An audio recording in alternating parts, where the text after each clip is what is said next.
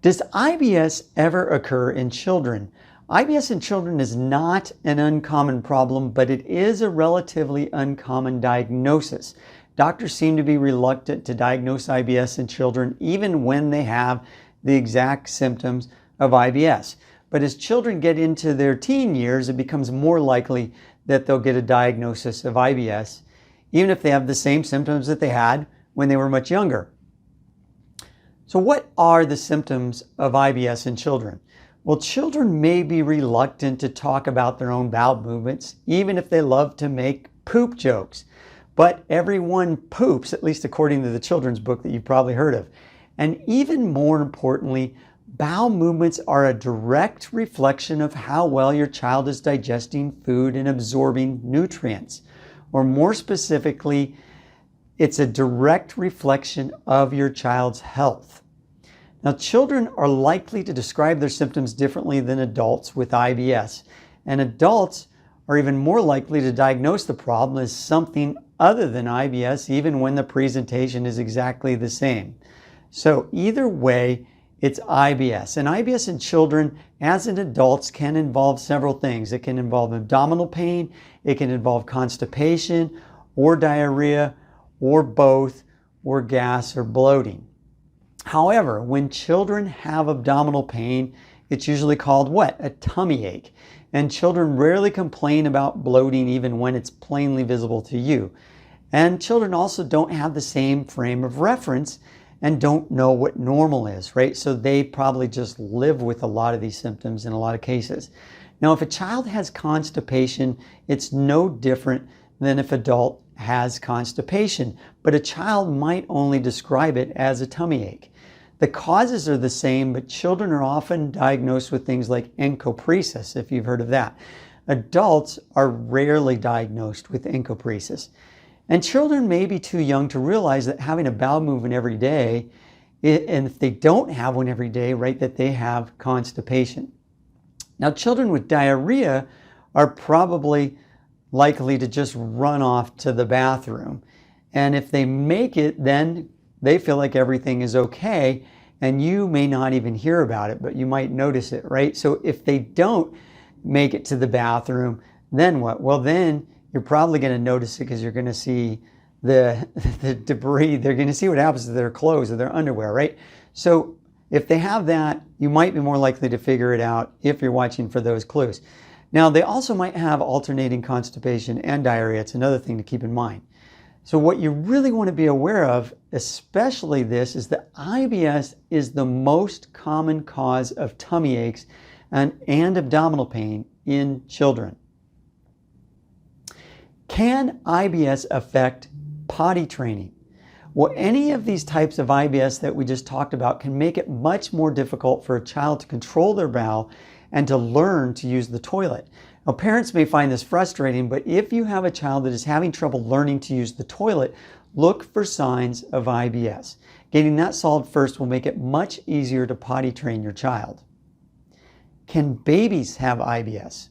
Now, IBS in infants is also surprisingly common, but again, it's often not properly diagnosed as IBS. Infants can only express discomfort by what? By crying. And IBS will present as crying and irritability with maybe explosive diarrhea or with bloating or with a lot of burping. None of those is a sign of healthy digestion. Are you born with IBS? Well, you aren't born with IBS. IBS has to be triggered by something, but there are literally hundreds of ways in which it can be triggered, and most involve changes in the microbiome, which is the ecosystem in your digestive tract, or changes or food intolerances or sensitivities. Now, these can be experienced very early in life or even very late, but they can be experienced in infants and in children and even while breastfeeding. So this might give people the impression that they're born with the problem. IBS starts, or IBS begins, and you can begin experiencing symptoms at virtually any age. But often you've had IBS symptoms much longer than you remember because you didn't think of it as IBS until it got so bad that you could no longer tolerate it or adjust your life around it. Can IBS cause a fever? Well, food-induced digestive problems can cause a fever in infants. This is probably more common than is recognized because there is very little research that has been done on this area. However, if your child has digestive problems and chronic fevers, know that they may be related, and there have been cases reported of this. Now, what is the treatment for IBS in children? Well, in our experience, treating children with IBS has taught us that it's very similar to treating IBS in adults, except in one area, and that's when infants who are breastfeeding. With that case, you must consider what mom is eating because that's being passed through in the breast milk. Now, if the infant has a food reaction, it will impact what the mother is able to eat. What is the best diet for children with IBS?